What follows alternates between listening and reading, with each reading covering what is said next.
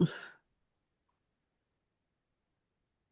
அனைவருக்கும் வணக்கம். ம். வணக்கம் பிரவின்யா. பேசுங்க. வணக்கம் ஆசிரியை. அனைவருக்கும் வணக்கம். இன்றைக்கு நானு சிந்தனைக்கு எடுத்துக்கொண்டது வந்துட்டு, அதாவது திருக்குறள்ல ஆம், நன்றியுணர்வு அப்படின்ற ஒரு அதிகாரம் இருக்கும் இல்லையா? அந்த செய் நன்றி அறிதல். செய் நன்றி அறிதல் என்ற அதிகாரத்தை இந்த வேதாத்திரியத்தின் பார்வையில கொண்டு செல்லான்னு இருக்கேன். அதாவது வேதாத்திரியத்தின் பார்வையில இந்த செய் நன்றி அறிதல் என்ற அதிகாரத்தை எப்படி வந்துட்டு விளக்குறாங்க, எப்படி பாக்குறாங்க அப்படின்றது. இப்போ மகரிஷி, அதாவது வேதாத்திரியம் என்ன சொல்லுதுன்னா, இந்த ஆஹ் நன்று என்ற வார்த்தையில இருந்துதான் நன்றி என்ற வார்த்தை வந்ததாம். அதாவது வந்த மூலத்தை நம்ம வந்து மதித்து போற்றணும் அப்படின்றதுதான் வந்து இந்த நன்றி உணர்வோட அடிப்படையா இருக்குது அப்படின்ட்டுன்னு இந்த வேதாத்திரியம் சொல்லுது.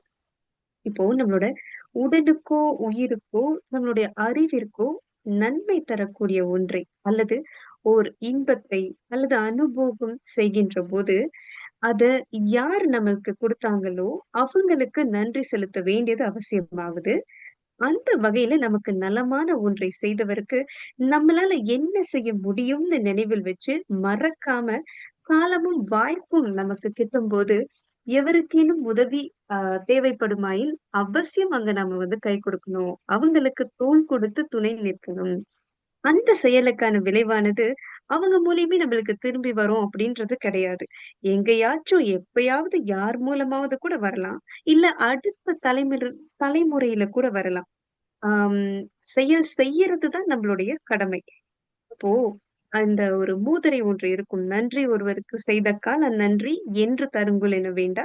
நின்று தளரா வளர்தெங்கு தாளுண்ட நீரை தலையாலே தான் தருதலால் அப்படின்ற அவையோட மூதுரை இருக்கு. அப்போ தென்னை மரத்துக்கு நம்ம தண்ணி ஊத்துறோம் இல்லையா? எங்க ஊத்துறோம்னு பார்த்தாக்கா வேர்ல தான் ஊத்துறோம். ஆனா வேர்ல நீரை ஊற்றிட்டு யாராவது வந்துட்டு வேர்லயே இளநீரை எதிர்பார்க்கிறோமா? இல்ல இல்லையா? மேல எத்தனை அடி உயரத்துல இளநீர் வருது. அது போலதான் இப்போ நாம செய்யற நம்மளோட செயல் பிறரோட தேவையை உணர்ந்து செய்யறது பலன் எங்க இருந்தாவது எப்படியாவது நம்மளுக்கு ஆஹ் கிடைக்கும் என்பதுதான் வந்துட்டு இந்த இயற்கையோட நியதியா இருக்குது. நம்மளோட உடல் ஆற்றலையும் சரி, அறிவாற்றலையும் சரி, அப்போதைய தேவைக்கேற்ப அர்ப்பணம் செய்யறதுதான் நன்றியுணர்வு அப்படின்ட்டு இந்த வேதாத்திரம் வந்துட்டு கூறுது. மனிதன் உயிர் வாழ்றதுக்கு உணவும் நீரும் ரொம்ப அவசியமா இருக்கு. ஆதி காலத்துல நாடோடிகளாக வாழ்ந்து வந்த மனிதன் மரங்கள்ல விளைந்த காய்கனிகளை உணவாக எடுத்துக்கிட்டாங்க. சூரிய ஒளி பட்டும் மழையினாலும் அந்த மரங்கள் செழிப்பா வளர்றத பார்த்தாங்க. தம்முடைய வாழ்விற்கு ஆதாரமாக மரம், மலை, சூரிய ஒளி இதெல்லாம் வந்துட்டு இருக்குது. அதை வந்துட்டு போற்ற வேண்டும், அதை மதிக்க வேண்டும், அதை வணங்கணும் அப்படின்ற உணர்வு வந்த போதுதான் அங்க இறை உணர்வு அப்படின்னு ஒண்ணு தோன்றியது. ஓ இறையுணர்வுக்கு அடிப்படையே இந்த நன்றியுணர்வு தான் அப்படின்னு வேதாத்திரியம் கூறுது. அத்தகைய மகத்துவம் வாய்ந்த இந்த பண்புகளுக்கு செய் நன்றி அறிதல் என்ற அதிகாரத்துல நம்ம வள்ளுவர் விவரிச்சிருக்காங்க அப்படின்ட்டுன்னு வேதாத்திரியம் சொல்லுது. இப்போ நம்ம இன்றைக்கு சிந்தனைக்கு ஒரு 2 குறள் மட்டும் முதல்ல பார்க்கலாம். அதாவது முதல் குறள், செய்யாமல் செய்த உதவிக்கு வையகமும் வானகமும் ஆற்றல் அரிது. பொதுவா ஒரு உதவின்றது வந்துட்டு பிரதி உபகாரமா தான் இருக்கும். நான் ஒண்ணு செஞ்சாக்கா பிறகு அதுக்கு வந்துட்டு நீங்க ஒண்ணு செய்றீங்க. சோ இது வந்துட்டு இயல்பா இருக்கும். பெரும்பான்மையோர் வந்துட்டு உதவி எங்க செய்யணும், செய்யறதுக்கு முற்படுறாங்க அப்படின்னு பார்த்தாக்கா, நீங்க ஒரு உதவி செஞ்சிருந்தா இதுக்கு நானும் ஒரு உதவி அப்படின்ற வகையில இது ஒரு பொதுவான வழக்கமா இருந்துகிட்டு வருது. இது வந்துட்டு செய்ததற்கான உதவி. செய்யாமல் செய்த உதவி அப்படின்னாக்கா இந்த உதவியை நீ முதல்ல ஆரம்பிச்சு வை அப்படின்றாங்க. அப்போ அவர் செய்தார், அதனால நான் வந்து இதை செஞ்சேன் அப்படின்னா இது உதவியான்னு கேட்டாக்கா இதுவும் உதவிதான். ஆனா உதவுகின்ற இந்த முயற்சியில நான் 2வது நபர் ஆகுறேன். இப்ப பொதுவா மனிதரோட மனநிலை எப்படி இருக்குன்னு பார்த்தாக்கா, நான் படிக்கிறேன்னா அங்க நான் தான் முதல் மாணவரா இருக்கணும். நான் பணக்காரனா நான் தான் உலகத்துல முதல் நிலை பணக்காரனா அறிவாளியா இருக்கணும். விளையாட்டு வீரனாவோ இல்ல அறிவாளியாவோ எதுவா இருந்தாலுமே எல்லாத்துலயுமே நான் தான் முதல் நிலையில இருக்கணும் அப்படின்னு நினைக்கிறாங்க.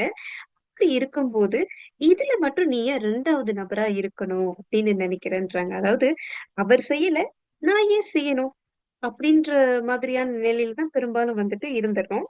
அப்படி இருந்துடாம இந்த சமுதாயத்துல உதவிய நீ முதல்ல ஆரம்பிச்சு வை அப்படின்றாரு. அது வந்து பிரதி பிரதி உபகாரமா இல்லாம எப்படி இருக்கும்னாக்கா உபகாரமா இருக்கும். சோ அது உபகாரமா அத நீ ஆரம்பிச்சு வை. யாருன்னே தெரியாத ஒரு நபருக்கு எந்த ஒரு எதிர்பார்ப்புமே இல்லாம உதவி செய்றியா? அவ்வாறு செய்யப்படுற உதவிக்கு பிரதி உபகாரமா இந்த வானமும் வையகமும் கூட நிகராகாது அப்படின்றாங்க. இப்போ திருமணத்துல நாம மொய் எழுதி வைக்கிறோம் இல்லையா? இப்ப நான் குடுக்குறேன், திரும்பி வரும் அப்படின்ற எதிர்பார்ப்பு அதுல இருக்கும் இல்லையா? அந்த மாதிரி இல்லாம, இது திரும்பவும் கிடைக்காதுன்னு தெரிஞ்சு செய்யறதுல தான் ஒரு தியாகம் இருக்குது. இந்த தியாகத்துல அறத்தை துவக்கி வைக்கிற புண்ணியம் இருக்குது. அதனால அது முதலிடம். இதே செயல இறப்பு நடந்த இல்லத்துல வந்து இப்ப நம்ம செய்யறோம். ஆனா பணம் குடுத்துட்டு திரும்ப வரும், வராது அப்படின்னு யாராவது எதிர்பார்க்குமா? அதாவது அந்த இறுதிச் சடங்கு முறையா நடைபெறணும். அந்த குடும்பத்துல உள்ளவங்களோட சுமைய குறைக்கணும். அப்படின்ற ஒரு அந்த துன்பத்திற்கு துணை நிக்கணும், தோள் குடுக்கணும் அப்படின்ற ஒரு எண்ணம் மட்டும் தானே இருக்கும். இப்ப முதல் குறள்ல யாருன்னே தெரியாத ஒரு நபருக்கு எந்த ஒரு எதிர்பார்ப்புமே இல்லாம உதவி செய்றோமா, அந்த உதவிக்கு இந்த வானமும், வையகமும் கூட நிகராகாது என்கிறார். அப்படின்றாங்க இந்த வேதாத்திரிய பார்வையில. வள்ளுவர் சொல்றாரு அப்படின்ட்டு இந்த வேதாத்திரிய பார்வையில சொல்றாங்க. அடுத்த குறள் வந்துட்டு என்னன்னு பார்த்தாக்கா, "காலத்தினால் செய்த நன்றி சிறிதெனினும் ஞாலத்தின் மாணப் பெரிது." இப்போ ஒருவருடைய தேவையை உணர்ந்து, அந்த நேரத்துல அவருக்கு செய்யக்கூடிய உதவியானது ரொம்ப பெரிய உதவியா கருதப்படுது. இப்ப பருவமழை காலத்தால பெய்யறபோது, விதை மலர்ந்து அறுவடை காலத்துல பலன் கொடுக்குது. காலத்தால பெய்ய வேண்டிய மழை தவறி அறுவடை காலத்துல பெய்ந்தா என்ன ஆகுது? பலன் முழுவதுமே பாழாய் போய்விடுது. அதனால ஒவ்வொரு இயக்கத்திலயும் காலம்ன்றது ரொம்ப ரொம்ப அவசியமானது. விதை போடுறது பெரிய வேலை இல்ல. அந்த விதை காலத்தால வளர்ந்து பெரிய மரமாகும் போது, எத்தனை ஜீவராசிகளுக்கு, எத்தனை மனிதர்களுக்கு அது வந்துட்டு உணவா பலன் கொடுக்குது. காலத்தால செய்த நன்றி சிறிதுதான். விதை போடப்பட்டது. அவ்வளவுதான். ஆனால் அதோட பலன் பல ஆண்டுகளுக்கு உணவு பயன்பட்டுக் கொண்டிருக்குது. இப்ப சின்ன வயசுல ஆ நாம கேட்டிருக்கிற ஒரு கதை. அதாவது இந்த காட்டுல மரத்தடியில ஒரு சிங்கம் ஒண்ணு படுத்து தூங்கிட்டு இருந்துச்சாம். அந்த மரத்தின் மேல எலி ஒண்ணு துள்ளி விளையாடிக்கிட்டு இருந்துச்சாம். இப்ப எலி தவறி என்ன பண்ணிருச்சு, சிங்கத்தின் மேல விழுந்துருச்சு. சிங்கத்துக்கு தூக்கம் தடைபட்டுருச்சு. சோ என்னன்னு பார்த்தாக்கா எலி. சிங்கத்துக்கு ஒரே கோவம். அதுக்கு என்ன கோவம்ன்னு பார்த்தாக்கா, ஒண்ணு தூக்கம் தடைப்பட்டுருச்சு அப்படின்ற கோவத்த விட, எலியால தூக்கம் தடைப்பட்டுருச்சு அப்படின்றதுல இன்னும் பெரிய கோவம் அதுக்கு. ஏன்னாக்கா, இப்ப பொதுவா நம்ம மனிதர்கள் அப்படித்தான் இருக்கிறோம். அதாவது நம்மை விட இந்த உயர்ந்த நிலையில உள்ளவங்களோ, இல்ல ஏதாவது ஆம் நல்ல நிலையில இருக்கிறவங்களோ, அவங்களால வந்துட்டு ஏதாச்சும் சிக்கலோ, தடையோ வந்தாக்கா நம்ம கண்டுக்க மாட்டோம். ஆனா அதுவே வந்துட்டு நம்மளுக்கு நம்மளோட வலிமை குறைந்தவர்களாக இருக்கட்டும், இல்ல கீழ உள்ளவங்கள் அப்படின்ட்டு கருதுற நிலையில உள்ளவங்களா இருக்கட்டும், நம்மளுக்கு நம்மகிட்ட இருக்கிற அதிகாரத்தினால நம்மளுக்கு அவங்க மேல வந்துட்டு இன்னும் கோவம் வரும். அதுபோல சிங்கத்துக்கும் அந்த எலி மேல கோவம். ஆனா எலி ரொம்ப நடுங்கி போய் என்ன மன்னிச்சிடு அப்படின்னு சொன்னுச்சு. சிங்கம் ஆனா ஒரு நிமிஷம் வந்துட்டு சரி பாவம் பொழிச்சு போட்டோம் அப்படின்னு அந்த கோவத்திலயும் கொஞ்சம் தணிஞ்சு சரி பாவம் பொழிச்சு போட்டோம்ன்னு விட்டுருச்சு. இன்னொரு நாள் வேடன் வந்துட்டு வரும்போது, என்னது வலை விரிச்சிருக்காங்க. அந்த வலையில சிங்கம் போய் தவறா மாட்டிக்கிச்சு. அப்ப அது உருமி உருமி பாக்குது. அது தப்பிச்சு போறதுக்கு வழியே இல்ல. அந்த நேரம் பார்த்து இந்த எலி அங்க வருது. இப்ப எலி என்ன சொல்லுதுன்னா, "நீ எனக்கு காலத்தால நன்றி செய்தவன். அதனால உனக்கு நான் இப்ப துணை செய்றேன்" அப்படின்னு சொல்லி அந்த எலி வந்து வலைய அறுத்து விட்டுருச்சு. இங்க காலம் வந்துட்டு இயற்கை நீதியா அமையுது. அதாவது வேதாத்திரியம் இதத்தான் சொல்லுது. செயலுக்கு தக்க விளைவுன்ட்டுன்னு. ஆ இன்னும் ஒரு படி மேல போய் சொன்னாக்கா, இந்த வேதாத்திரியத்துல என்ன சொல்றாங்கன்னா, செயலுக்கு தக்க விளைவு அப்படின்றது இல்ல, விளைவுக்கு தக்க விளைவு அப்படின்னு கூறலாம். அதாவது ஒரு செயல் செய்யும்போது அதற்கு விளைவு வருது. அந்த விளைவுக்கு தான் அடுத்து வருகின்ற செயல் வந்துட்டு காரணமாவும் இருக்குது. அதுலேருந்து வர விளைவு இன்னும் பெரிய காரணமா இருக்கு. இப்போ இங்க எலியும் ஒரு உயிர் தான். சிங்கமும் ஒரு உயிர் தான். இதுல வந்துட்டு சின்னவங்க, பெரியவங்க அப்படின்ற பாகுபாடு, ஏழை பணக்காரன், ஏற்றத்தாழ்வு அப்படின்னு இல்லாம, காலம் மிகச்சரியான நீதிய வழங்கிடுச்சு.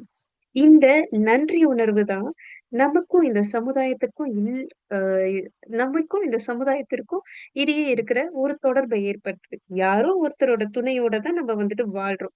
இப்போ ஒருவர் எனக்கு துணை செய்றாங்க அப்படின்றபோது, அது யாராக வேண்டுமானாலும் இருக்கலாம். நம்ம குடும்ப உறுப்பினரா இருக்கலாம், இல்ல நண்பரா இருக்கலாம், அல்லது இந்த சமுதாயத்துல யாரோ ஒரு மனிதரா இருக்கலாம். ஒருத்தவங்க ஒருத்தர் வந்துட்டு துணை செய்தாகணும். இந்த தொடர்பு தான் இந்த சமுதாய அமைப்பாகவே இருக்குது. அப்போ நான் ஒரு உதவி செய்தா அவங்க எனக்கு ஒரு உதவி செய்வாங்க. பிறகு நான் அவருக்கு இரட்டிப்பா செய்வேன். இப்படின்ட்டு அன்பிற்கும் பகைக்கும் உள்ள வேறுபாடு இதுதான். ஒருத்தவங்க செய்ய அது மற்றவரிடத்தில் இரட்டிப்பாக மாறுது. நாம ஒருவருக்கு தீங்கு செய்தால் அதுவும் வந்துட்டு இரட்டிப்பான அளவுல தீங்கையே வந்துட்டு ஏற்படுத்துது. இப்போ ஒருத்தருக்கு நம்ம அன்பு செய்யும் போது அவர் பதிலுக்கு நம்மளுக்கு அன்பு செய்வாங்க. அன்பானது நம்மள வந்துட்டு உயர்வை நோக்கி நகர்த்துது. இந்த உயர்வை நோக்கிய நகர்வானது இந்த சமுதாயத்த வந்துட்டு நல்ல இறுக்கி கட்டி இன்னும் உயரமான நிலைக்கு கொண்டு போகுது. இப்போ எப்படி ஒரு மாலையானது நூல்ல சேர்ந்து கோர்த்து கட்டப்படுதோ அது போலதான் இந்த சமுதாயமும் நன்றியுணர்வால தான் பிணைக்கப்பட்டிருக்குது. நன்றியுணர்வு இல்லாத சமுதாயம் சீர்குலைஞ்சிரும். எவ்வளவுதான் கல்வியும் செல்வமும் இருந்தாலும் கூட நன்றி உணர்வு இல்லாட்டினா எல்லாமே வந்துட்டு சீர்கெட்டுரும். அதுவும் காலத்தோட செய்தல் என்பதன் அவசியத்த தான் இந்த 2வது குறள்ல குறிப்பிடுறாங்க. ஒவ்வொரு இயக்கத்திலயும் காலம்ன்றது ரொம்ப ரொம்ப முக்கியமானது இருக்குது. எந்த காலத்துல எந்த செயல் செய்தால் அந்த செயல்னால அந்த காலத்துல என்ன பலன் கிடைக்கணுமோ அதை அனுபவத்தோட இணைச்சு ஆராய்ஞ்சு பார்த்து அந்தந்த காலத்துல செய்யறபோது அந்த செயல் சிறிதாகவே இருந்தாலும் கூட அதன் பலன் அதிகம் என்பத காலத்தினால் செய்த நன்றி என்ற குறள் வாயில நம்ம இப்ப பார்க்கிறோம். ஆஹ் இன்றைக்கு இந்த 2 குறள்களை தான் சிந்தனைக்கு நான் எடுத்திருந்தேன். நன்றி ஆசிரியை. ரொம்ப அருமையா இருந்துச்சு பிரவின்யா. ரொம்ப அருமையா இருந்துச்சு. நான் சும்மா உங்களை புகழ்றதுக்காக சொல்லல. உண்மையிலேயே உங்களோட அந்த நீங்க எடுத்து சொன்ன ஒரு எடுத்துக்காட்டு, உதாரணம் எல்லாமே நல்லா இருந்துச்சு. அப்படித்தானே தமிழழகன்?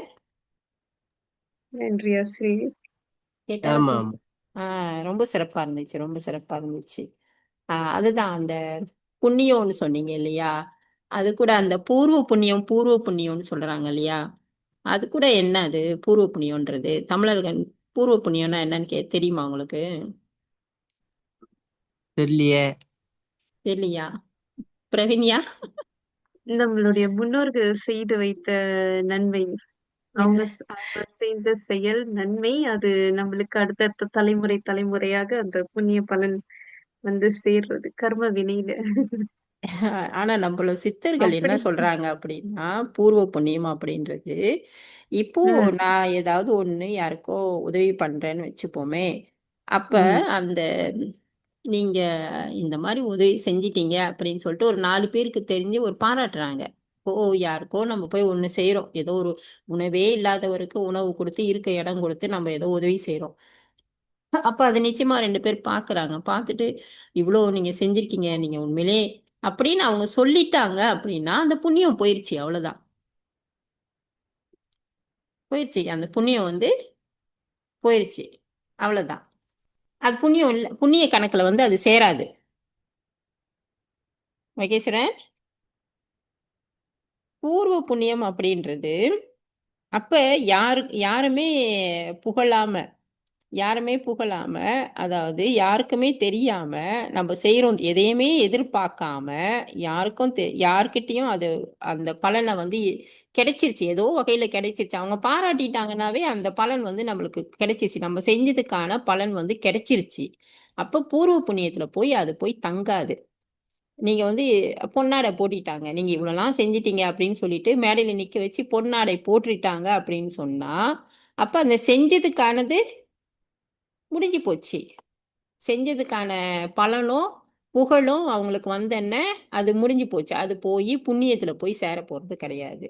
இப்ப இந்த மாதிரி செஞ்சதுக்கான பொன்னாடையோ இல்ல புகழ்ச்சியோ பாராட்டோ எதுவுமே இல்லாம இவங்க மனசார செஞ்சு நிக்கிறாங்கல்ல, அதெல்லாம் பூர்வ புண்ணிய கணக்குல போய் சேருதுன்னு சித்தர்கள் சொல்றாங்க.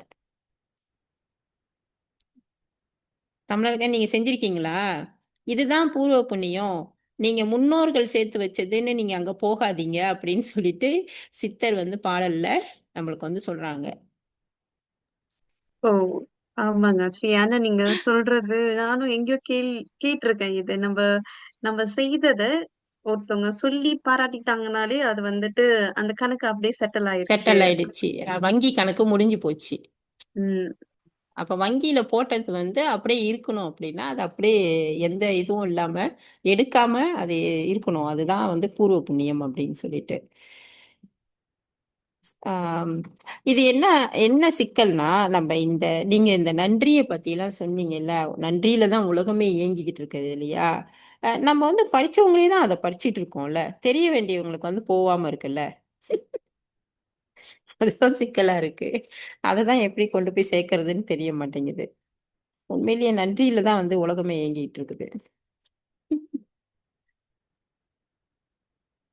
ஓகே. அப்புறம் அந்த மாணிக்கவாசகரோட கூட ஒரு வரி பார்த்துடலாமா? நேரம் இருக்கா? முடியுமா? பார்க்கலாம் ஆசிரியை. ஓகே. அன்னைக்கு பார்த்தோம். அன்னைக்கு வந்து குறிஞ்சி நில இது புறத்தாருக்கு செய்யோன் தன் பூங்கழல்கள் வெல்க அப்படின்னோம். அடுத்து வந்து கரம் குவிவார் உள்மகிழும் கோன்கழல்கள் வெல்க அப்படின்னு சொல்லியிருக்காரு. இந்த வெல்க, போற்றுக, சிறப்பு இந்த அதெல்லாம் வந்து வேற வேற சொற்கள். அது அழகா வந்து தனித்தனியா வச்சிருக்காங்க அந்த சொற்கள். அது ரொம்ப ஆச்சரியமா இருக்கு.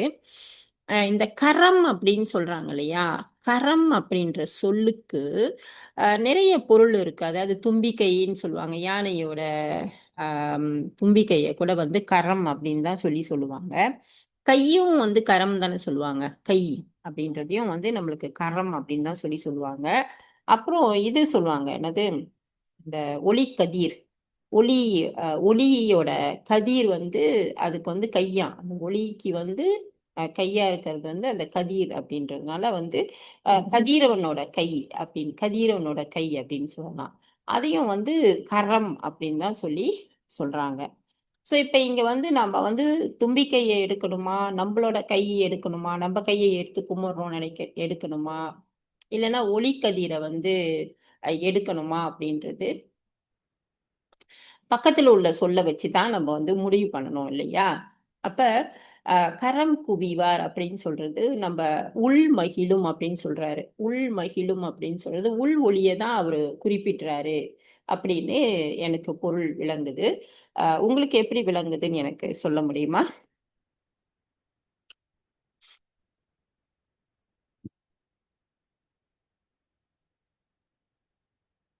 வைத்தீஸ்வரன், பிரவின்யா. ஆசிரியை, எனக்கு இதுல அவங்க குவிப்பார் அப்படின்னு பாக்குறப்ப நம்மளுடைய கரங்களை குவிக்கிற மாதிரிதான் ஆசிரியை. உங்களுக்கு அப்படி பொருள். வருதா? கரம் குவிவார் அப்படின்றது. சரி. அதுதான் எனக்கு அஹ், அதுதான் அந்த திருக்குறளும் சரி இதுவும் சரி அவங்கவுங்களுக்கு ஞானத்துல ஒவ்வொன்றும் ஒண்ணு தோன்ற மாதிரியான ஒரு பொருள்ல வந்து எனக்கு இது பண்ற மாதிரி இருக்கு. ஸோ எனக்கு வந்து என்ன தோணுது அப்படின்னா உள் மகிழும் அப்படின்னு சொல்லிட்டு உள்ளுக்கு இருக்கிற ஒளி உள் ஒளி அப்படின்ன மாதிரி எனக்கு தோணுது. ஆனா இப்படியும் பொருள் வருது. கரம் குவிவார் உள் மகிழும் கோன் கலர்கள்ல வெல்க அப்படின்னு சொல்லிட்டு கோன் அப்படின்னு சொல்றது அரசனை தான் சொல்லுவாங்க. அரசன் தலைவன் இதுதான் சொல்லுவாங்க. அப்ப கரம் குவிவார் உள் மகிழும் கோன் கலர்கள் வெல்க அப்படின்னா அதுவும் அதுவும் வந்து நம்மளுக்கு ஆஹ் அதுவும் ஏற்ற மாதிரி தான் இருக்கு. அடுத்து சிரம் குவிவார் ஓங்குவிக்கும் அப்படின்னு சொல்றாங்க. சிரம் அப்படின்றது நம்மளுக்கே தெரியும். தலை தானே. தலை உச்சியை தானே நம்மளுக்கு வந்து சிரம் அப்படின்னு சொல்றாங்க. அப்பனா வந்து சிரம் குவிவார். அப்ப ஆம், தலைக்கு மேல, அதாவது தலைக்கு மேல வந்து குவியிற அந்த உள் ஒளியை சொல்ற மாதிரி எனக்கு தோணுது. தலைக்கு மேல கையை வச்சு கும்பிடுறது அப்படின்னு இல்லாம தலைக்கு மேல முதல்ல இந்த உள் ஒளியை குவிவார், கரம் குவிவார் அப்படின்னு அவர் சொல்லிட்டு, ஏன்னா நம்மளுக்கு கரம்னா ஒளிக்கதிர்னு வருது. அப்ப அடுத்த வரி வரும்போது எனக்கு என்னமோ அது சூட்டபுளா இருந்துச்சு. ஆனா இப்படி பார்த்தாலும் ஏன்னா நீங்க பிரவின்யா சொல்ற மாதிரி தான் உரையாசிரியர்கள் எல்லாருமே எழுதியிருக்காங்க. அப்ப ஓ ஆம், தலையின்றது சிரம்ன்றது தலை. அப்ப குவிவார் ஓங்குவிக்கும் சீரோன் அப்படின்றது சீர்மை மிக்க ஒரு சீரான அப்படின்னு சொல்றது தானே சீரோன் அப்படின்னு சொல்லுவோம். அப்ப ஓங்குவிக்கும் அப்படின்றது வந்து தலைக்கு மேல. அப்ப வந்து தலைக்கு மேல புவி ஓங்குவிக்கும் சீரோன் கடல் வெல்க அப்படின்னு சொல்லிட்டு நம்மளுக்கு வரா மாதிரி பொருள் வரா மாதிரி இருக்கு.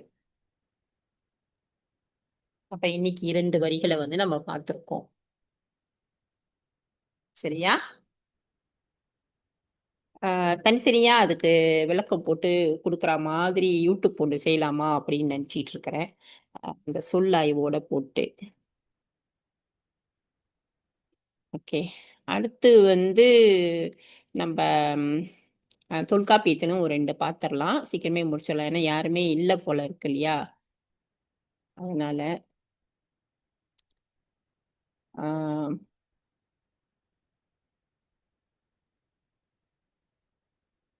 தொல்காப்பியத்துல நம்ம கடைசியா பார்த்தது மயக்கத்தை பத்தி தானே பேசணும் நம்ம. மயக்கம்லாம் முடிச்சிட்டோம் இல்லையா? 2வது ட்ரிப் வரும்போது சார்பெழுத்துக்களை பத்தி பேசணும் இல்லையா? ஆமாங்க குச்சி ஆசிரியை. மயக்கம் முடிந்தது. முடிஞ்சிச்சு. மயக்கம் முடிஞ்சிச்சு. அந்த மயக்கம் தான் வந்து இந்த அதுல ஒரு சிக்கல் என்னன்னா, அந்த பத்தி, இந்த முத்தி, முக்தி, பக்தின்னு சொல்றதெல்லாம் கூட நம்மளுக்கு வந்து தமிழ் சொற்கள் இல்ல. அது ஏன்னா அவங்க நிறைய சொற்கள் வந்து என்ன சொல்றாங்கன்னா, வல்லினமும் வல்லினமும் சேரும்போது கடுமையா வந்து ஒலிக்காது அப்படின்றத நன்னூல்லையும் நம்மளுக்கு வந்து குறிப்பிடுறாங்க. இந்த மயங்குது மயங்குதுன்னு சொல்லணும்னா நீங்க முன்னுக்கு இருக்கிற எழுத்து, பின்னுக்கு இருக்கிற எழுத்து, இது எல்லாமே வந்து ஒண்ணோட ஒண்ணு வந்து வலிமையா இருக்குமா, கரடு முரடா இருக்குமா, மென்மையா இருக்குமா, சரியா சீரா கொண்டு போகுமா அப்படின்றது தான் அது மயக்கத்தை வந்து அவரு வலியுறுத்தி சொல்றாரு. அப்ப இந்த பக்தி அப்படின்லாம் சொல்லும்போது அது வட சொல் தான் அந்த பக்தி. அதுல இருந்து தான் நம்மளுக்கு வந்து ஆனா நம்மளுக்கு வந்து பத்தி, அதாவது வல்லினம் வல்லினம் வரும்போது ஒத்த வல்லின எழுத்துக்கள் வரும்போது தான் வந்து அது அந்த ஒலிகள் வந்து மென்மையாவுது, சரிநிலைப்படுத்துது அப்படின்னு சொல்லிட்டு நம்மளுக்கு வந்து பொருள் கொடுக்கறாங்க. அப்பனா வந்து நம்மளுக்கு முக்தி அப்படின்றது இருக்காது, முக்தி தான் வரும். அருணகிரிநாதர் தான் நம்மளுக்கு அந்த பாடல் கூட இருக்கும் இல்லையா? முத்தி தரு அப்படின்னு சொல்லிட்டு பாடுவார். ஆனா அவரு தான் நிறைய முதல்ல வந்து நிறைய அந்த சொற்கள் எல்லாம் வந்து சமஸ்கிருத சொற்கள், அப்புறம் வந்து ஆஹ் வடமொழி சொற்கள் எல்லாம் நிறைய எடுத்துட்டு வந்து உள்ள விட்டவரும் அவரு தான். இந்த மாதிரி சொற்களை சொன்னவரும் அவரு தான். அப்ப அந்த மயக்கம்ன்றதுல வந்து நிறைய இதெல்லாம் இருக்கு, விவாதங்கள் இருக்கு. இது சரியில்லை, அது சரியில்லை அப்படின்றதெல்லாம் இருக்கு நம்மளுக்கு. நம்மளுக்கு குழுவுல வந்து அந்த மாதிரி நிறைய கேட்க இன்னும் நிறைய தெரியல இல்லையா? அதனால அந்த மயக்கம் வந்து அப்படியே மயக்கமாவே போயிடுச்சு அப்படின்னு நான் நினைக்கிறேன். நிறைய கேள்விகள் வராம அப்படியே மயக்கமாவே போயிடுச்சு. நானும் தப்பிச்சிட்டேன் அப்படின்னு நினைக்கிறேன். அப்புறம் ஆஹ் குற்றியலிகரம் அப்படின்றது, குற்றியலிகரம் நிச்சல் வேண்டும் யா என் சினைமிசை ஆஹ் உரையசை கிளவிக்கு ஆவின் வருவும் மகரம் ஊந்தே அப்படின்னு சொல்லி அதையும் சொல்றாரு அவரு. சார்பு எழுத்துக்களை வந்து அவர் வந்து பேசுறாரு, முதையே பேசிடுறாரு இல்லையா? சார்பு எழுத்துக்கள் வந்து நம்மளுக்கு வந்து 3 அப்படின்னு சொல்றாரு. இந்த குற்றியலிகரத்தை வந்து 3ஆ வந்து நம்மளுக்கு வந்து பிரிக்கிறாரு. குற்றியலிகரம், தனிமொழி குற்றியலிகரம், அப்புறம் அந்த 2 மகரம் மகரம் தோன்றும் போது குற்றியலிகரம் அப்படின்னு சொல்லிட்டு அதையும் வந்து நம்மளுக்கு வந்து தனியா 2ஆ வந்து பிரிக்கிறாரு. தனிமொழி குற்றியலிகரம் அப்படின்னு சொல்லும்போது தனியா வருது. மகரம் வந்து தோன்றும் போது அந்த குற்றியலிகரம் வந்து நம்மளுக்கு மின்யா அப்படின்னு சொல்லிட்டு அந்த யா வரும்போது அது மயங்குது அப்படின்னு சொல்லி அதையும் சொல்லியிருக்காரு. ஸோ அதே நம்ம வந்து முதலே பார்த்தோம் இல்லையா? அப்புறம் குச்சியில் இருக்கிறோம்னா நம்மளுக்கு தெரியும், குசுடு துப்புரு அதெல்லாம் தெரியும். அதனால நம்ம திரும்ப திரும்ப அதையே பார்த்துட்டு இருந்தாலும் உங்களுக்கு ரொம்ப போரிங்கா போயிடும் இல்லையா? ஆஹ் ஆமா தானே. நம்ம வந்து அந்த தனிமொழி குற்றியலிகரம் கூட நம்ம பார்த்துட்டோம் இல்லையா? மியான்ற ஆசை சொல் வந்து அது நம்மளுக்கு நிறைய அந்த பேசுற சொற்கள்ல வந்து இல்லை, பேச்சு மொழியில இல்லை, எழுத்து மொழியிலையும் நம்மளுக்கு இல்லை. செய்யுள்ல தான் நம்மளுக்கு வந்து அந்த மியா அப்படின்ற எழுத்தெல்லாம் நம்மளுக்கு வருது. அது எப்படி கொருகி வருது அப்படின்றதெல்லாம் நம்ம வந்து ஆனா அது ஒரு சின்ன ஒரு சாம்பிளுக்கு நம்ம படிச்சுதானே ஆகணும். அதனால வந்து அதையும் நம்ம வந்து படிச்சோம். அதுக்கப்புறம் நம்மளுக்கு வந்து குச்சிய லுகரத்துலயும் நம்மளுக்கு வந்து நெடில் தொடர், வன் தொடர், இடைத்தொடர், உயிர் தொடர், ஆயுதத்தொடர் அப்படின்னு சொல்லிட்டு 6 வகையாக வந்து நம்மளுக்கு வந்து குற்றியலுகரத்தையும் வந்து பிரிக்கிறதையும் நம்ம வந்து அதையும் நம்ம பார்த்தோம் இல்லையா? இதுல எல்லாம் எதுவும் சந்தேகம் இல்லைல்ல உங்களுக்கு? இருக்கா? இல்ல தானே?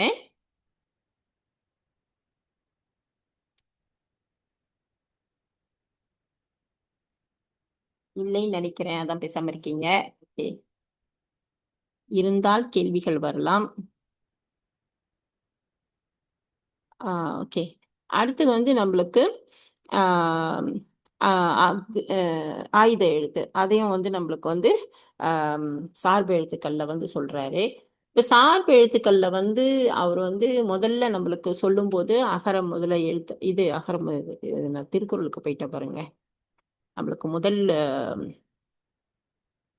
முதல் பாடல் வந்து நம்மளுக்கு வந்து ஆம், சொல்லும்போது ஒரு 3 வார்த்தை சொல்லுவாரு. ஆஹ் அகரம் முதல் நகரம் இருவாய் 30 என்ப அப்படின்னு சொல்லி சொல்றாரு இல்லையா? சார்ந்து வரல் மரபின் 3 அலங்கடையேன்னு சொல்றாரு இல்லையா? அப்ப இதுக்கெல்லாம் வந்து எழுத்து அப்படின்னு சொல்றது அது முதல்ல அந்த வார்த்தையை வந்து அவர் சொல்லிடுறாரு. எழுத்து அப்படின்னு அவர் சொல்லிடுறாரு. எழுத்து அப்படின்னா அந்த உருவம் வந்து வந்துருது இல்லையா? எழுத்து வடிவம் வந்து வந்துருது. எழுத்துன்றது வந்து ஒளியும் எழுத்தை வந்து ரெண்டா பிரிக்கிறாங்க இல்லையா? வரி வடிவம் ஒண்ணு, ஒளி வடிவம் ஒண்ணு, ரெண்டும் சேர்ந்தது தான் எழுத்து அப்படின்னு சொல்றாங்க இல்லையா? வரி வடிவம், ஒளி வடிவம் ரெண்டும் சேர்ந்தது தான் வந்து எழுத்து அப்படின்னு சொல்லி சொல்றாங்க. அப்ப அந்த வரி வடிவமும் ஒளி வடிவமும் நம்மளுக்கு வந்து என்னது? அகரம் முதல் நகரம் இருவாய் 30 அப்படின்னு சொல்லி சொல்றாரு. அப்ப இந்த சார்ந்து வரல் அப்படின்னு சொல்றாரு. அப்ப அதுக்கு வந்து என்னன்னா எழுத்து கிடையாது, வரி வடிவம் கிடையாது இல்லையா? வரி வடிவம் வந்து அதுக்கு இல்ல, சார்ந்து வருது அப்படின்னு சொல்றாரு. அதனாலதான் நம்மளுக்கு அந்த மூன்றையும் வந்து நம்மளுக்கு அப்ப அதுக்கு வந்து எழுத்து வடிவம் இல்ல, வரி வடிவம் இல்ல அப்படின்றத வந்து நம்மளுக்கு முதல் இதுலயே நம்மளுக்கு வந்து சொல்லிடுறாரு. சரியா? அப்ப நம்மளுக்கு அதுல நம்மளுக்கு ஆயுத எழுத்தும் நம்மளுக்கு வந்து சார்பு எழுத்துக்கள்ல தான் நம்மளுக்கு வந்து வருது. அப்ப இது வந்து எப்படி வரும்? ஆஹ் சார்பு எழுத்துக்கள்ல வந்து நம்மளுக்கு அது ரெண்டு எழுத்துக்கு நடுவுல தான் அது வரும் இல்லையா? தனியா இயங்காது அப்படின்றதையும் நம்ம வந்து நம்ம பார்த்தோம் இல்லையா? இதுல எதுவும் வேற கேட்க வேண்டியது இருந்தா கேளுங்க. அப்ப அவங்க எல்லாம் வந்தனே நம்ம வகுப்பு வைக்கலாம். அடுத்த வகுப்பு கேள்வி இருக்கா? இல்லையா?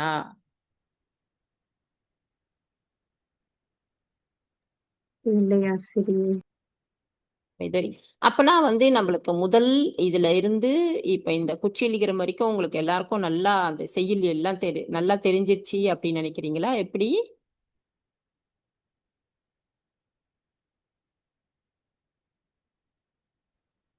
ஓரளவு தெரியுது தானே உங்களுக்கு?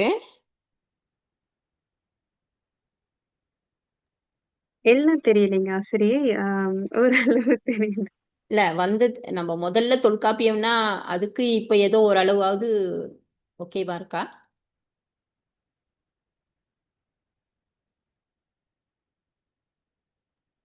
இல்ல இன்னும்? ஆமாங்க ஆசிரியை, தெளிவு இருக்கிறது. ஓகே. அது இருந்தா கூட